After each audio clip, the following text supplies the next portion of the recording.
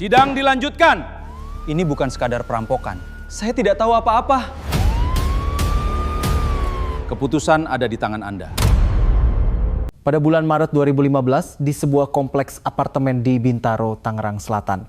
Sekitar pukul 10 pagi, sebuah panggilan telepon masuk ke polsek setempat. Saya ingin melaporkan sesuatu, sebuah kasus pembunuhan. Wanita yang menelepon itu menyebutkan satu nomor unit apartemen dengan suara bergetar. Nama pelapor adalah Rina Hartono dan ia memperkenalkan dirinya sebagai berikut, "Saya adalah wanita simpanan Budi Santoso." Polisi yang dikirim ke lokasi membuka pintu dan mendapati apartemen itu kosong melompong. Budi Santoso sudah lama tinggal di tempat lain dan rumah itu adalah rumah kosong yang tak berpenghuni. Ketika seorang polisi membuka pintu balkon, hal pertama yang menarik perhatian adalah sebuah kulkas tua. Kulkas itu dililit rapat dengan lakban abu-abu dan di beberapa bagian lakban itu tampak menggembung. Saat pintu kulkas dibuka, 2 dari 3 detektif yang ada di lokasi langsung mundur. Di dalamnya ada sesosok manusia. Dia adalah Dewi Lestari, seorang ibu rumah tangga biasa lulusan Universitas Indonesia. Wanita yang tinggal bersama suaminya Budi Santoso di Bintaro itu menghilang tanpa jejak tepat 12 tahun sebelumnya pada tahun 2003 dan ternyata ia tidak pernah melangkah keluar satu jengkal pun dari rumah itu. Namun mengapa wanita simpanan itu baru melapor setelah 12 tahun berlalu dan bagaimana ia bisa tahu apa yang ada di dalam kulkas itu? Kebahagiaan sebuah keluarga tidak butuh waktu lama untuk hancur dalam semalam. Atau mungkin sejak awal keluarga itu memang sudah diambang kehancuran. Tahun 2003, Bintaro, Tangerang Selatan. Saat itu kawasan ini dikenal sebagai salah satu kawasan elit pendidikan di pinggiran Jakarta. Pusat bimbingan belajar bertebaran dan banyak pasangan muda pindah ke sini untuk mencari sekolah yang bagus bagi anak-anak mereka. Dari luar, lingkungan ini tampak seperti tempat di mana semua orang hidup dengan tekun dan serupa. Pasangan Budi Santoso dan Dewi Lestari yang tinggal di unit 502 di kompleks apartemen itu pun tampak persis seperti itu. Budi Santoso saat itu berusia 38 tahun bekerja sebagai kepala tim penjualan di sebuah perusahaan konstruksi kelas menengah. Ia pandai bicara dan mudah bergaul. Di antara para tetangga, ia dikenal sebagai orang yang ramah dan supel. Ia bahkan selalu memberikan bingkisan setiap hari raya kepada petugas keamanan apartemen.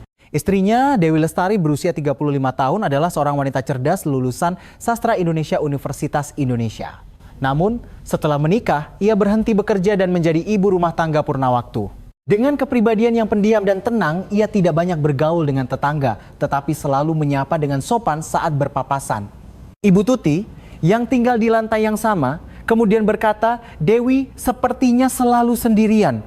Suaminya selalu pulang larut dan mereka tidak punya anak. Tapi dia tidak terlihat tidak bahagia. Dia hanya orang yang pendiam. Pasangan itu tidak memiliki anak. Setelah 7 tahun menikah, mereka belum juga dikaruniai anak. Dan orang-orang terdekat, mereka bisa merasakan adanya ketegangan tak terlihat di antara keduanya karena masalah ini. Dian Puspita, kakak kandung Dewi Lestari, dalam penyelidikan polisi kemudian memberikan kesaksian, "Adik saya pernah menangis di telepon. Katanya Mas Budi akhir-akhir ini sangat dingin padanya. Tapi saya tidak menyangka akan jadi begini."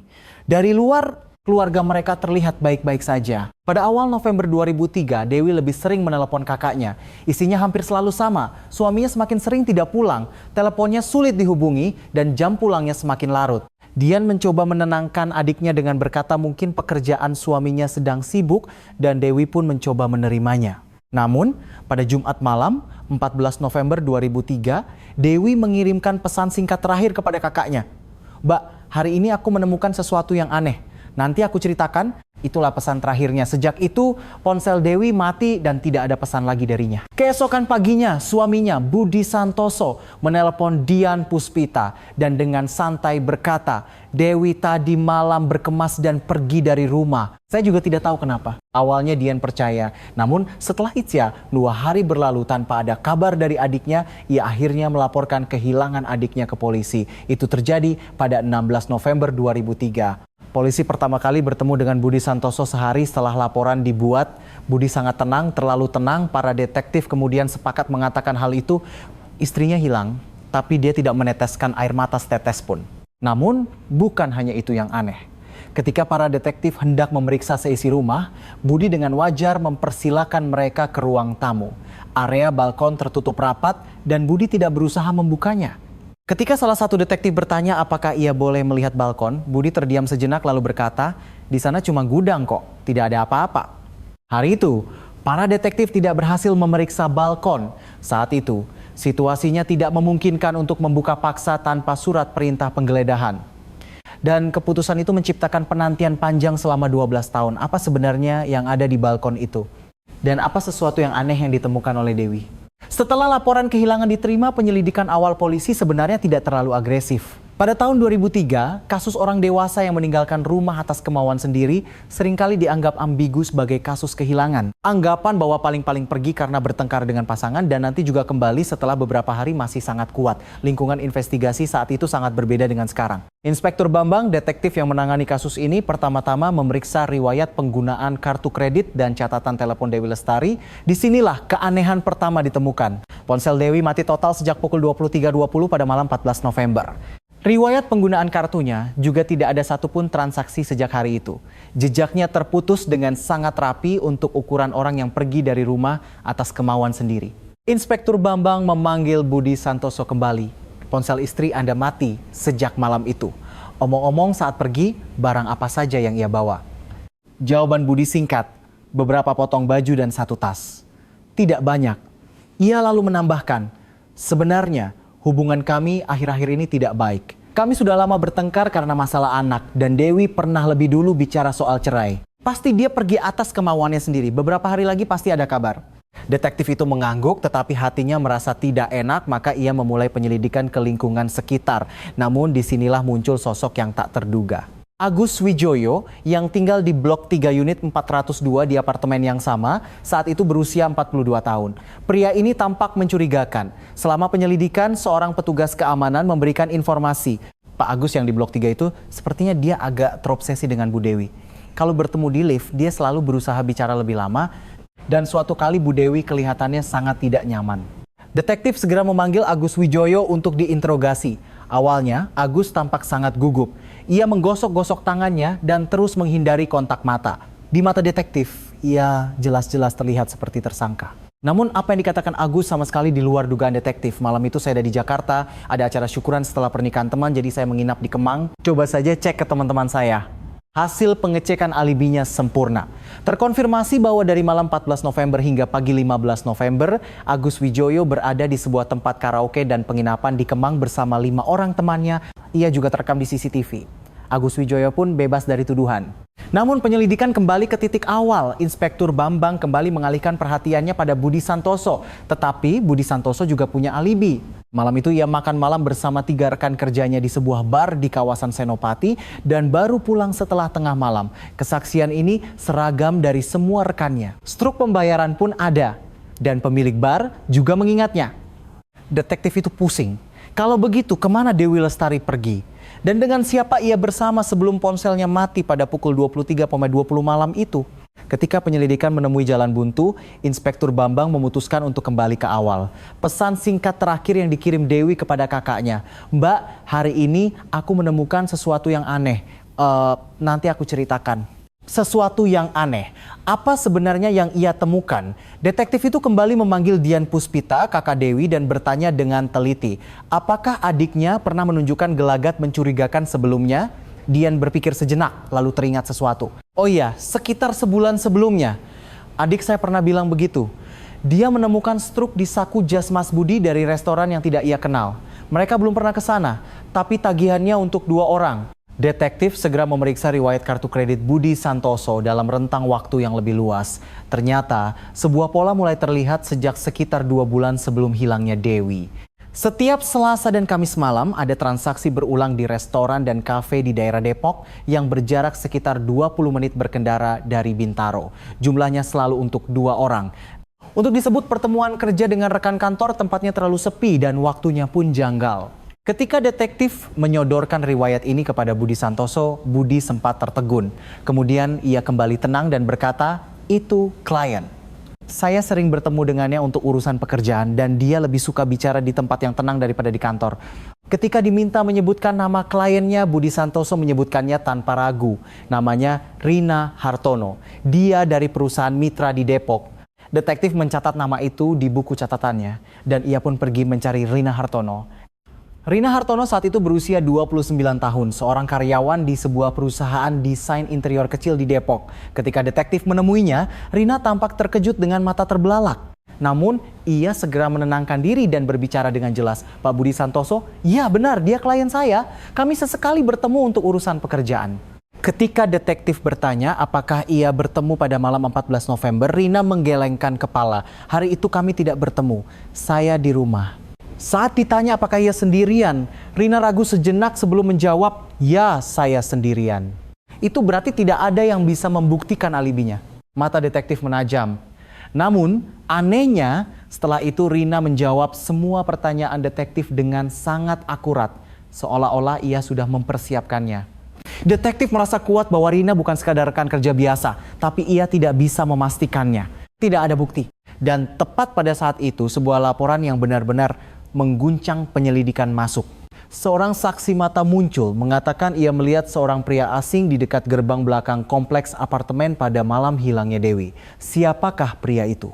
Dan apakah Rina Hartono benar-benar sendirian malam itu? Nama saksi mata itu adalah Ibu Wati. Saat itu berusia 62 tahun, ia bekerja paruh waktu malam hari di sebuah minimarket tepat di seberang gerbang belakang kompleks apartemen. Ia tidak langsung melapor. Ia baru menghubungi detektif setelah mendengar desas-desus tentang kasus kehilangan itu menyebar di antara warga. Apa yang dilihat Ibu Wati terjadi sekitar pukul 23.00 malam pada 14 November 2003. Ia melihat ke arah gerbang belakang apartemen dari balik jendela kaca minimarket dan melihat seorang pria membawa tas besar berjalan cepat keluar dari gerbang belakang. Wajahnya tidak terlihat jelas, tetapi ia tinggi dan mengenakan jaket berwarna gelap. Inspektur Bambang segera bertanya, seberapa besar tasnya? Ibu Wati melebarkan kedua tangannya dan berkata, segini, bukan seperti koper, tapi tas olahraga yang besar itu, tapi kelihatannya sangat berat. Dia tidak bisa menyeretnya, jadi dia membawanya dengan kedua tangan. Sesuatu di benak detektif mulai terhubung dengan cepat, tapi ia tidak menunjukkannya. Deskripsi itu cocok dengan perawakan Budi Santoso. Tinggi dan jaket yang sering ia pakai saat itu juga berwarna biru tua. Namun ada masalah. Budi Santoso memiliki alibi yang sudah terkonfirmasi, yaitu bersama rekan-rekannya di bar Senopati hingga lewat tengah malam. Detektif mengeluarkan kembali struk pembayaran bar. Waktu pembayaran adalah pukul 23.45. Dari Senopati ke Bintaro, perjalanan mobil memakan waktu 25 menit jika cepat dan 40 menit jika lambat. Waktu kesaksian adalah pukul 23.00, sementara pembayaran di bar pukul 23.45. Waktunya tidak cocok. Budi Santoso tidak mungkin menjadi pria di gerbang belakang. Setidaknya secara matematis. Penyelidikan kembali buntu. Namun beberapa hari kemudian, sebuah petunjuk datang dari tempat yang tak terduga. Seorang penghuni apartemen yang sama, Ibu Citra, datang menemuinya. Saat itu berusia 35 tahun, ia tinggal di lantai bawah di blok yang sama. Ibu Citra merendahkan suaranya dan berkata, sebenarnya malam itu saya melihat Bu Dewi di lift sekitar pukul 21.30. Bu Dewi keluar dari lift, wajahnya sangat tegang. Matanya juga seperti sedikit bengkak. Saya menyapa, tapi dia seperti tidak mendengar dan langsung lewat begitu saja. Detektif bertanya, apakah dia sendirian? Ibu Citra mengangguk. Ya, tapi yang aneh, dia tidak keluar dari lift yang naik, tapi dari lift yang turun. Dia turun dari lantai atas. Padahal rumah Bu Dewi kan di lantai 5. Sepertinya tidak ada urusan di lantai yang lebih tinggi. Lantai di atas lantai 5. Detektif segera memeriksa. Unit apa yang ada di lantai 6? Unit 602. Saat itu, unit itu kosong. Sebuah rumah kosong yang tidak dihuni siapapun. Sebenarnya apa yang dilakukan Dewi di rumah kosong itu malam itu? Dan jika pria di gerbang belakang bukan Budi Santoso, lalu siapa? Rumah kosong tak berpenghuni. Inspektur Bambang segera memeriksa catatan sewa unit 602 setelah mengecek sertifikat unit tersebut kosong sejak September 2003. Rumah itu kosong karena belum mendapatkan penyewa baru setelah penyewa sebelumnya pindah. Pemiliknya adalah seorang lansia berusia 70, An yang tinggal di Surabaya dan jarang datang ke Bintaro. Namun, ketika detektif menelepon pemiliknya dan bertanya apakah ia pernah menitipkan kunci kepada seseorang, pemiliknya memberikan jawaban yang mengejutkan. Oh, Bapak yang di unit 502 itu kadang-kadang bilang mau bantu mengecek rumah, jadi saya berikan kunci cadangan padanya. Orangnya sangat bisa dipercaya. Unit 502, Budi Santoso. Detektif segera naik ke unit 602 bersama tim forensik. Begitu pintu rumah kosong itu dibuka, bau apek menusuk hidung. Bau ruangan yang sudah lama tidak terventilasi. Saat masuk, ruang tamu kosong melompong dan lantai penuh debu. Namun ketika membuka salah satu kamar, seorang anggota tim forensik berhenti. Pola debu di sini aneh. Debu di lantai tidak merata. Di salah satu sudut ada bekas debu yang tersapu, seolah-olah ada sesuatu yang ditarik atau didorong. Dan di bagian bawah dinding sudut itu ditemukan jejak yang sangat kecil, reaksi luminol. Itu adalah noda darah. Jumlahnya tidak banyak, tapi itu adalah darah dari dua orang yang berbeda. Hasil forensik membutuhkan beberapa hari, tetapi detektif secara intuitif tahu sesuatu telah terjadi di kamar ini. Namun yang membuat detektif lebih bingung bukanlah noda darahnya, melainkan secari kertas kecil yang ditemukan di sudut ruangan. Kertas itu terlipat dua dan sudah menguning karena lama. Ketika dibuka dengan hati-hati, tertulis beberapa kata dengan tulisan tangan. Aku tahu di mana dan apa yang kamu lakukan. Tulisan tangan itu dikirim untuk dianalisis. Beberapa hari kemudian hasilnya keluar, cocok dengan tulisan tangan Dewi Lestari. Detektif perlahan menyusun gambaran kejadian. Dewi Lestari naik ke rumah kosong ini pada malam ia menghilang. Rumah yang kuncinya dipegang oleh suaminya. Dan di kamar ini ia menemukan sesuatu atau bertemu seseorang. Dan darah pun tumpah. Detektif kembali memanggil Budi Santoso. Ketika ditanya apakah ia tahu tentang unit 602, Budi dengan tenang mengangguk, "Ya, saya sesekali membantu pemiliknya untuk ventilasi, itu saja." Ketika ditanya apakah ia pernah menggunakan kamar itu untuk tujuan lain, Budi menjawab tanpa mengernyitkan alis. Tujuan lain apa? Itu kan rumah kosong. Detektif tidak menyebutkan soal noda darah. Hasil forensik belum keluar dan tidak perlu menunjukkan kartunya lebih dulu. Sebaliknya, ia hanya bertanya satu hal lagi. Apakah Anda pernah membawa Rina Hartono ke rumah itu? Mata Budi Santoso bergetar sesaat, hanya sepersekian detik. Kemudian ia segera mengendalikan ekspresinya dan berkata, tidak pernah.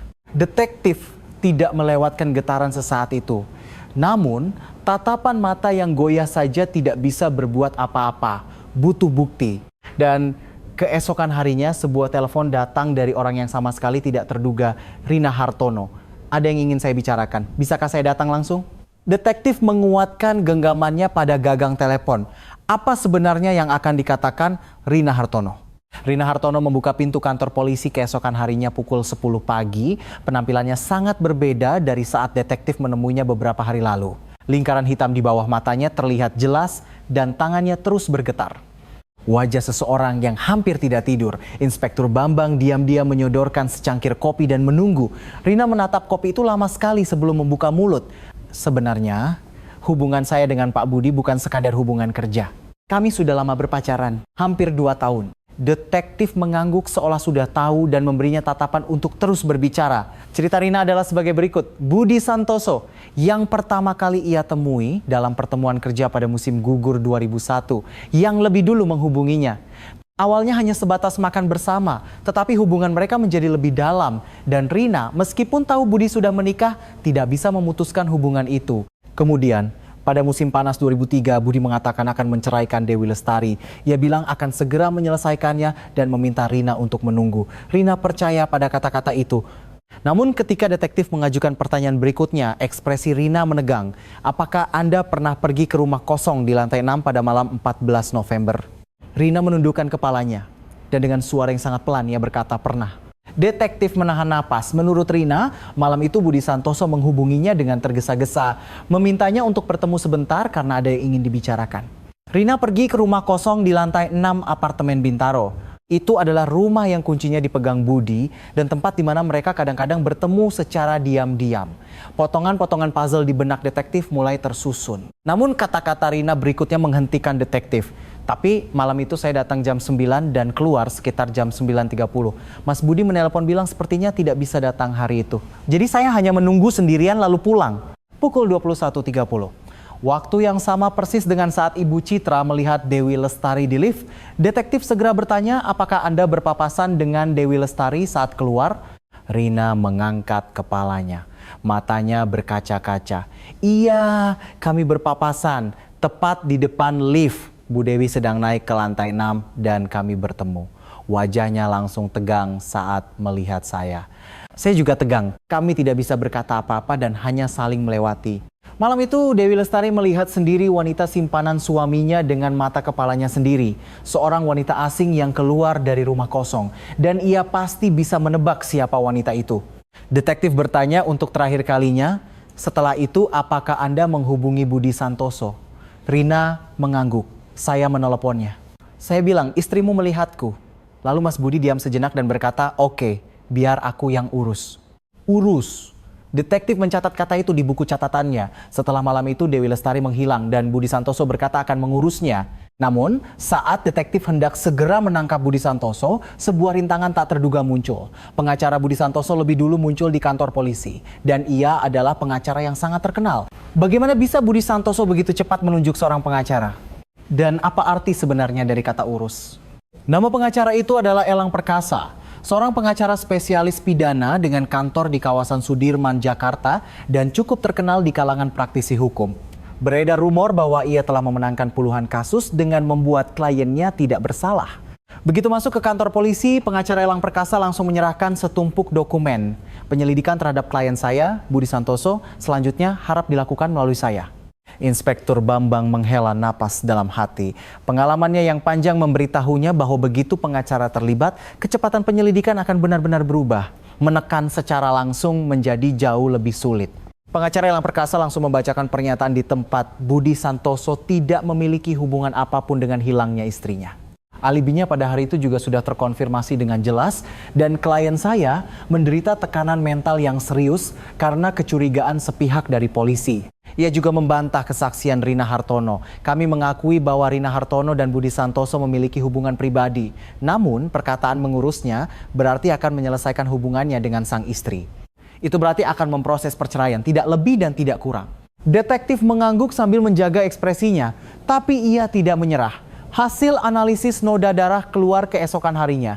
Noda darah yang ditemukan di sudut unit 602. Hasilnya berbeda dari dugaan detektif.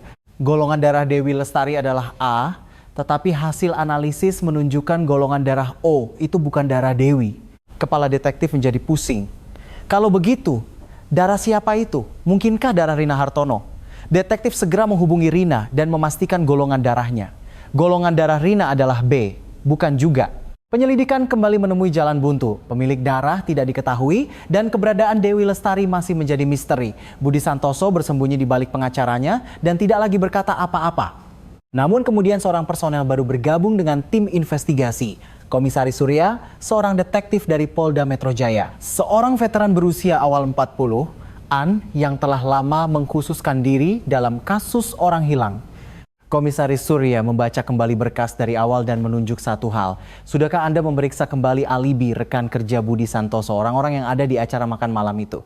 Inspektur Bambang mengatakan sudah memeriksanya. Ketiganya memberikan kesaksian yang sama dan ada struk pembayaran. Komisaris Surya menggelengkan kepala. Struk itu dibayar dengan kartu Budi Santoso. Bisa saja Budi pergi lebih dulu, lalu orang lain yang membayar. Tanyakan lagi kepada mereka bertiga secara terpisah, sampai jam berapa mereka bersama malam itu, secara terpisah. Secara terpisah, Inspektur Bambang merasa seperti dipukul di bagian belakang kepalanya. Saat penyelidikan awal, ia memanggil ketiganya secara bersamaan, dalam situasi di mana mereka bisa saling melirik. Keesokan harinya, ketiganya dipanggil untuk diinterogasi secara terpisah. Dua orang memberikan kesaksian yang sama seperti sebelumnya. Namun, rekan ketiga yang bernama Joko Susilo ragu-ragu dan berkata, sebenarnya. Mas Budi pergi lebih dulu sekitar jam 10.30 malam. Katanya ada telepon penting. Kami masih di sana sekitar 1 jam lagi setelah itu. Pukul 10.30, saksi mata Ibu Wati melihat seorang pria di gerbang belakang pada pukul 11 malam. Perjalanan dari Senopati ke Bintaro memakan waktu 25 hingga 30 menit. Cukup. Alibi itu runtuh seketika. Detektif hendak segera memanggil Budi Santoso, namun sebuah telepon datang dari pengacara Elang Perkasa. Budi Santoso tiba-tiba dirawat di rumah sakit pagi ini. Untuk sementara ia sulit untuk diinterogasi. Detektif meletakkan gagang telepon dan mengertakkan gigi. Kali ini apakah dia benar-benar sakit atau hanya mengulur waktu? Dan dengan alibinya yang runtuh, kartu apa lagi yang akan dikeluarkan Budi Santoso? Rumah sakit tempat Budi Santoso dirawat adalah sebuah rumah sakit umum di kawasan Bintaro. Diagnosisnya adalah radang lambung akut. Komisaris Surya langsung mengonfirmasi kepada dokter yang merawat. Dokter mengatakan kondisinya memang memerlukan rawat inap. Namun di mata Komisaris Surya, waktunya terlalu tepat. Tepat sehari setelah alibinya runtuh, ia dirawat di rumah sakit pada dini hari. Sementara Budi Santoso terbaring di rumah sakit, tim investigasi melanjutkan penyelidikan ke arah lain. Kali ini mereka mulai menelusuri orang-orang di sekitar Budi Santoso lebih luas lagi. Teman, kerabat, rekan kerja, bahkan teman kuliah. Lalu, satu orang menarik perhatian. Bagas Prakoso, sepupu Budi Santoso yang saat itu berusia 32 tahun. Ia sangat dekat dengan Budi. Dan pada tahun 2003, ia tinggal di Cinere, sekitar 15 menit berkendara dari Bintaro. Ketika Bagas Prakoso dipanggil untuk diinterogasi, awalnya ia bersikeras tidak tahu apa-apa. Namun, ketika detektif bertanya apakah ia menerima telepon dari Budi malam itu, jari-jari Bagas bergetar halus di atas meja. Komisaris Surya tidak melewatkannya. Bagas, kami sedang menyelidiki kasus pembunuhan. Kalau ada yang Anda tahu, lebih baik katakan sekarang demi kebaikan Anda sendiri. Bagas terdiam cukup lama. Lalu, perlahan ia membuka mulut. Malam itu sekitar jam 10.40 Mas Budi menelepon. Tanya apakah bisa pinjam mobil. Katanya mobilnya tiba-tiba tidak bisa menyala. Detektif bertanya, Anda pinjam kan? Bagas mengangguk. Teman Mas Budi yang datang mengambil mobilnya. Saya tidak bertemu langsung. Keesokan paginya mobilnya sudah kembali. Teman Mas Budi. Detektif segera bertanya siapa teman itu. Bagas tidak tahu namanya. Ia hanya mengatakan itu orang suruhan Budi, tapi tidak menyebutkan namanya. Tim investigasi memeriksa CCTV di sekitar apartemen Bagas. Kualitas gambar tahun 2003 tidak begitu bagus, tetapi terekam sebuah mobil keluar dari tempat parkir sekitar pukul 11 malam. Dan keesokan harinya sekitar pukul 4 pagi mobil yang sama kembali. Pukul 4 pagi, para detektif saling bertukar pandang. Dan pada hari yang sama, sebuah telepon datang dari Dian Puspita, kakak Dewi Lestari. Suaranya bergetar, Pak Detektif, hari ini saya sedang membereskan barang-barang adik saya dan menemukan sesuatu yang aneh. Anda harus segera datang. Ketika detektif tiba, Dian menyerahkan sebuah buku harian tua. Itu milik Dewi dan setelah ia hilang, Dian yang menyimpannya tetapi tidak sanggup membukanya. Di halaman terakhir buku harian itu tertulis sesuatu dengan rapat oleh tulisan tangan Dewi. Mas Budi memakai rumah kosong di lantai atas. Aku diam-diam membuat duplikat kunci dan naik ke sana. Ternyata ada barang-barang perempuan, parfum, ikat rambut, dan sebuah foto. Aku sekarang tahu wajah perempuan itu. Malam ini, aku akan bertanya langsung pada Mas Budi. Aku tidak bisa berpura-pura tidak tahu lagi. Detektif menutup buku harian itu. Malam itu Dewi Lestari berkonfrontasi langsung dengan suaminya. Dan itu adalah yang terakhir kalinya. Puzzle itu hampir lengkap. Namun, bukti krusial masih belum ada. Tidak ada jenazah dan tidak ada bukti fisik langsung. Budi Santoso masih terbaring di ranjang rumah sakit. Namun pada malam harinya sebuah telepon laporan masuk ke tim investigasi. Nomornya disembunyikan, suaranya rendah dan singkat. Cek kulkas di balkon, pasti di lakban. Detektif membeku sambil memegang gagang telepon. Siapa sebenarnya yang menelpon? Dan apakah benar ada sesuatu di balkon? Komisaris Surya segera berlari ke arah Inspektur Bambang. Begitu telepon ditutup, keduanya hanya bertukar pandang dan langsung bergerak. Apartemen unit 502 di Bintaro, tempat Budi Santoso tinggal, saat ini kosong. Tempat Budi tinggal sendirian sampai sebelum dirawat di rumah sakit. Butuh 2 jam untuk mendapatkan surat perintah penggeledahan. Bagi para detektif, 2 jam itu terasa seperti 2 hari. Baru lewat pukul 11 malam, tim investigasi membuka pintu unit 502. Rumah itu sunyi, udaranya terasa berat, seolah sudah lama tidak terventilasi. Para detektif perlahan masuk, melewati ruang tamu, memeriksa dapur dan melihat 2 kamar. Tidak ada apa-apa. Terakhir, mereka membuka pintu balkon. Balkon itu gelap. Salah satu detektif menyalakan senter, cahayanya menyinari sebuah kulkas tua. Lakban abu-abu melilit dari atas ke bawah dan di beberapa bagian lakban itu tampak menggembung. Listrik kulkas itu mati. Inspektur Bambang perlahan mendekat. Ia menarik lakban itu. Lengket karena sudah lama. 1 lapis, 2 lapis, 3 lapis. Selama proses melepaskan lakban tidak ada yang berbicara. Ia meletakkan tangannya di pintu kulkas. Berhenti sejenak dan perlahan menariknya.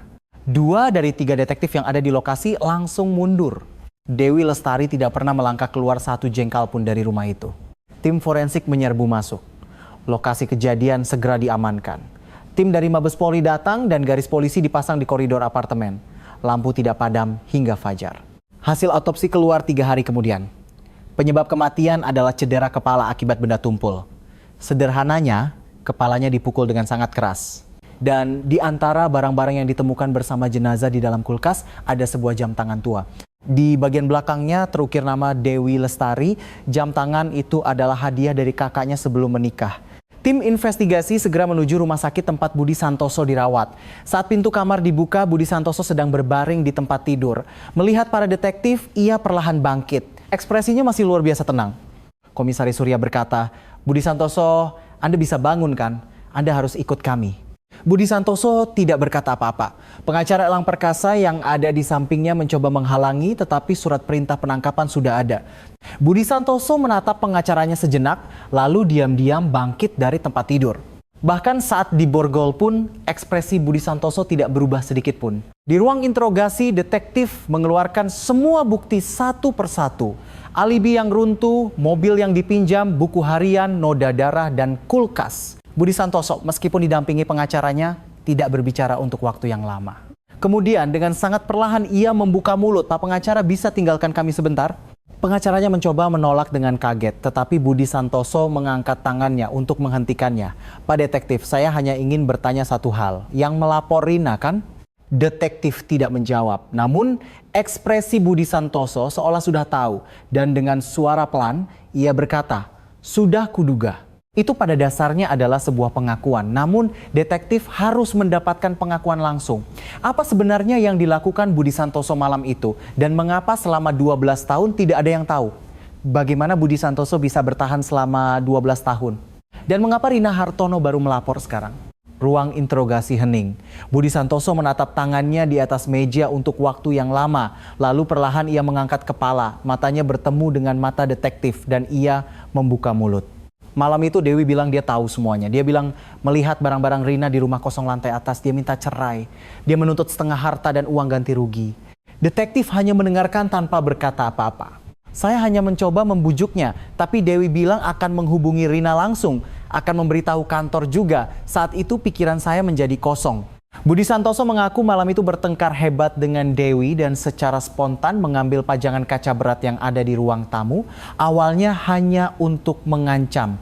Namun, ketika Dewi mencoba lari ke arah pintu depan, ia mencoba menghalanginya dan insiden itu terjadi. Itu tidak direncanakan. Sungguh, Komisaris Surya mencatat perkataan itu sambil mengeraskan ekspresinya. Apakah itu terencana atau spontan adalah masalah yang akan diperdebatkan di pengadilan. Yang penting sekarang adalah apa yang terjadi setelahnya. Cerita Budi Santoso berlanjut. Segera setelah kejadian itu, dalam keadaan panik yang luar biasa, Budi Santoso langsung menelepon sepupunya, Bagas Prakoso. Ia meminjam mobil dan yang datang mengambil mobil itu adalah teman lama Budi Santoso bernama Song. Song pernah berutang budi besar pada Budi, sehingga ia tidak bisa menolak dan membantunya. Song bergerak sesuai perintah Budi. Namun, Budi Santoso sendiri malam itu kembali ke bar di Senopati dan melanjutkan acara bersama rekan-rekannya untuk menciptakan alibi. Struk pembayaran kembali dibayar dengan kartu Budi Santoso menjelang tengah malam. Sangat rapi. Dan Dewi Lestari disembunyikan di dalam kulkas di balkon. Dililit rapat dengan lakban. Listrik kulkas dimatikan. Budi Santoso mengatakan ia berencana untuk segera pindah. Namun jika ia pindah, penyewa berikutnya bisa menemukannya. Jadi ia terus menundanya. Waktu berlalu dan tidak ada yang masuk ke rumah itu. Begitulah 1 bulan menjadi 1 tahun dan 1 tahun menjadi lebih dari 10 tahun. Detektif bertanya, apakah Rina Hartono tahu? Budi Santoso berhenti sejenak. Awalnya dia tidak tahu, tapi setelah kami mulai tinggal bersama, sepertinya dia mulai curiga. Dia tidak pernah bertanya langsung, tapi suatu kali saat mabuk, saya tidak sengaja keceplosan. Sejak itu, Rina banyak berubah. Rina Hartono tahu. Atau lebih tepatnya, ia tahu tapi pura-pura tidak tahu. Karena ingin berada di sisi pria yang ia cintai. Dan karena takut ia juga akan menjadi kaki tangan. Namun Budi Santoso, meskipun tinggal bersama Rina Hartono, tidak bisa mengubah kebiasaannya. Ia mulai bertemu dengan wanita lain. Rina Hartono mengetahui fakta itu pada Februari 2015. Ia menemukan pesan singkat dari wanita asing di ponsel kekasihnya. Isinya sangat vulgar. Malam itu Rina Hartono menangis sendirian dan membuat keputusan. Aku telah diam selama 12 tahun untuk pria ini. Butuh 3 hari baginya untuk melakukan panggilan laporan. Ia berulang kali mengangkat dan meletakkan gagang telepon. Dan akhirnya ia menelepon. Saya ingin melaporkan sesuatu. Sebuah kasus pembunuhan. Budi Santoso didakwa atas tuduhan pembunuhan dan penyembunyian jenazah. Song didakwa secara terpisah atas tuduhan membantu menyembunyikan jenazah. Rina Hartono karena kerja samanya yang aktif dalam penyelidikan mendapatkan penangguhan penuntutan. Di pengadilan, pihak Budi Santoso terus bersikeras bahwa itu adalah tindakan spontan. Namun, majelis hakim tidak menerimanya.